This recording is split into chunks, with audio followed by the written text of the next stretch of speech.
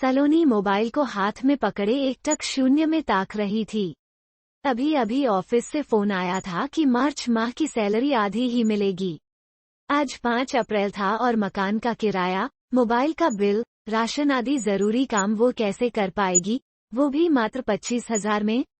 घर का किराया ही 15,000 है और अब गर्मी के दिनों में तो एयर कंडीशनर न चाहते हुए भी चलाना पड़ेगा। कैसे कर पाएगी वो? लॉकडाउन के कारण घर भी नहीं जा सकती है। घर से पैसे अवश्य मंगवा सकती है, पर सलोनी को मम्मी पापा के लेक्चर नहीं सुनने थे। अगर वो कुछ हेल्प मांगेगी तो मम्मी पापा कर देंगे, पर इतना जलील करेंगे कि सलोनी हिम्मत नहीं जुटा पा रही थी। सलोनी 26 वर्षीय युवती थी। वो नजीबाबाद नाम के एक छोटे से कस्बे से थी। वो जब आगे की पढ़ाई करने गाजियाबाद आई तो फिर वो कभी वापस नहीं जा पाई। इंजीनियरिंग करने के बाद उसे नौकरी मिल गई थी। उसने 30,000 से नौकरी की शुरुआत की थी, मगर 3 साल के भीतर ही उसकी सैलरी 50,000 हो गई थी। सलोनी ने जल्दी ही नोएडा में एक छोटा सा घर किराए पर ले लिया था। घर क्या, बस एक बेडरूम और एक किचन था और आगे थी एक बरसाती। सलोनी को यह बरसाती बेहद प्रिय थी। उसने वहां तरह तरह के पौधे लगा रखे थे। सलोनी के मकान मालिक नीचे रहते थे और सलोनी का उनसे मतलब न के बराबर था। वे बेहद रूखे स्वभाव के थे। उनका मतलब सलोनी से बस किराए तक ही सीमित न था। मुफ्त का नैतिक ज्ञान भी उसे कभी कभी दे दिया जाता था। कभी बोलते, इतनी तेज आवाज में म्यूजिक मत सुनो, तो कभी कहते, कल इतनी देर रात कहाँ से आई थी।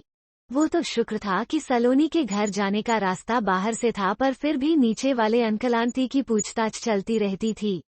अभी 14 फरवरी की शाम को संस्कार उसके घर आ गया था। दोनों ने एक साथ डिनर किया था। रात के 10 बजे ही थे कि दरवाजे पर खटखटाहट हुई। जैसे ही दरवाजा खोला, सामने दोनों पति पत्नी खड़े थे। बोल पड़े, केली लंकी हो, कल को कोई ऊंच नीच हो गई तो हम क्या करेंगे? अपने दोस्तों को यहाँ मत बुलाया करो। जिस लहजे से बात कही गई थी, सलोनी तो शर्म से पानी पानी हो गई थी। संस्कार भी उसी समय निकल गया था। अगले दिन आंटी ने उसे नीचे बुलाया था। इधर उधर की बात न करते हुए वे सीधे मुद्दे पर आ गईं। बोली, क्या तुम उस लड़के से विवाह करने वाली हो? तुम्हारे मम्मी पापा जानते हैं क्या उसे? तुम पढ़ी लिखी खूबसूरत लड़की हो, इसलिए कह रही हूँ, ऐसे मत भटको। सलोनी ने बस इतना ही कहा, मैं अपना भला बुरा समझती हूँ। उसके बाद संस्कार के साथ उसने 1-2 घर भी देखे, पर इतने कम किराए पर उसे कोई ऐसा हवादार घर नहीं मिल पाया। अभी घर देख ही रही थी कि लॉकडाउन हो गया। सलोनी के अकाउंट में 7 अप्रैल को सैलरी आ गई थी। 25,000 और बस 5,000 पहले के पड़े हुए थे। सलोनी आजकल के युवाओं की तरह थी जो बस आज में ही जीते हैं। सारे पैसे सलोनी घूमने फिरने और सैर सपाटे में उड़ा देती थी। कभी ऐसा भी कुछ होगा सलोनी ने सोचा भी न था। 8 अप्रैल को नीचे सलोनी ने घर का किराया दे दिया था। अंकल आंटी आराम से बैठकर खाना खा रहे थे। एक बार भी यह नहीं पूछा कि वो कैसी है, उसे कुछ चाहिए तो नहीं। सलोनी डबडबाई आंखें लेकर ऊपर आ गई। अब बस 15,000 बचे हैं और अगले महीने का भी कोई भरोसा नहीं कि सैलरी मिलेगी भी या नहीं। आज सलोनी को लग रहा था कि मम्मी पापा कुछ गलत नहीं कहते थे कि थोड़ी थोड़ी बचत करा करो, पर तब तो सलोनी को सब ओल्ड फैशन लगता था। हर वीकेंड का मतलब होता था शराब और डिस्को। हर वीकेंड में बिना सोच समझे उसके 2-3 हजार खर्च हो ही जाते थे। सलोनी एक सूची बनाने लगी कि कैसे खर्चों में कटौती करी जाए। दूध 2 दिन में 1 किलो भी बहुत है। फल नहीं खाएगी, सब्जी एक समय बनाकर उसी से दोनों समय खा लेगी। नाश्ते में जो मम्मी ने घर से पोहा, चने और दलिया भेजा था, उससे ही काम चला लेगी। 1 हफ्ता बीत गया और सलोनी अपने बजट नियंत्रण से खुश थी।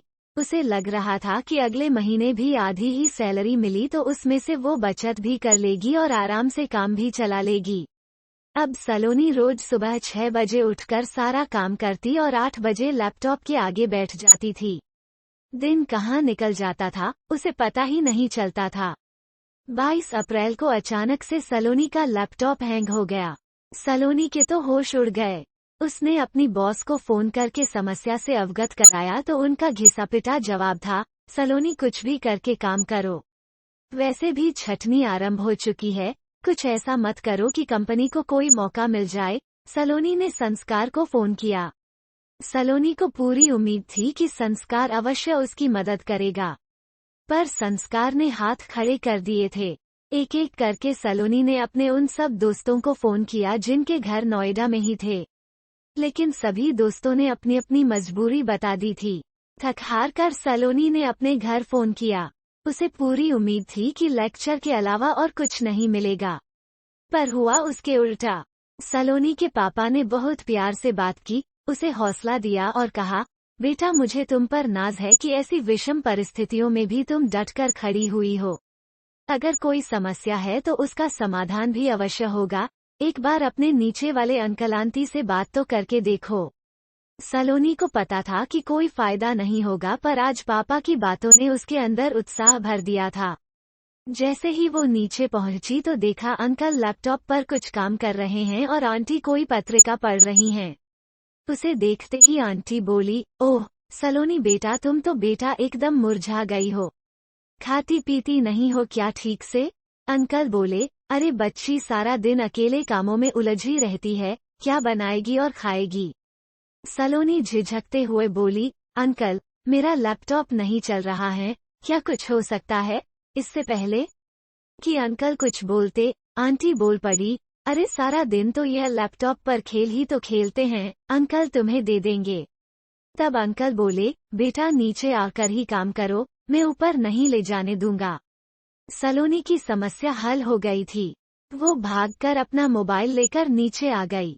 जैसे ही सलोनी अपने मोबाइल के हॉटस्पॉट से लैपटॉप को कनेक्ट करने लगी, अंकल बोल पड़े, बेटा क्यों अपने मोबाइल का बिल बढ़ा रही हो? हमारा नेट हमेशा चालू रहता है, तुम्हें पासवर्ड बताता हूँ। जब दोपहर हो गई तो सलोनी खाना खाने ऊपर जाने लगी। आंटी बोली, बेटा हम लोग सादा ही खाना खाते हैं, पर तुम्हारा खाना भी आज मैंने बना लिया है, यहीं खा लो। सलोनी को आज सादा खाना भी अमृत जैसा लग रहा था। आज का दिन तो ठीक से बीत गया था, पर लैपटॉप की समस्या अब भी जस की तस थी। अंकल ने ही पहल करके कहा, बेटा कल मैंने अपनी जान पहचान का एक लड़का बुलाया है, वो तुम्हारा लैपटॉप देख लेगा। सलोनी ने राहत की सांस ली।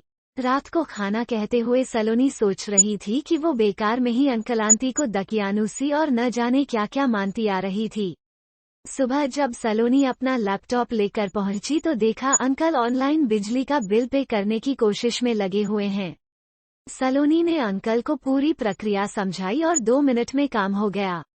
अंकल खुश होकर बोले, सलोनी बेटा आज भी तुम मेरे लैपटॉप से काम कर लो। आज शायद दोपहर तक तुम्हारे लैपटॉप की समस्या खत्म हो जाएगी।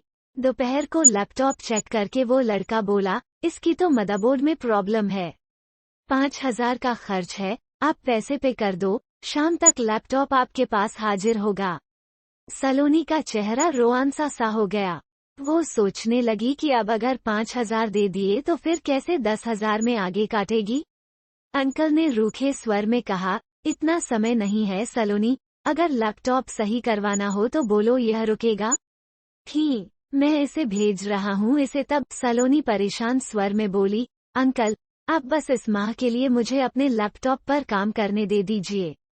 अंकल बोले, नहीं बाबा, यह लैपटॉप बहुत महंगा है। न चाहते हुए भी सलोनी को 5000 खर्च करने पड़ गए।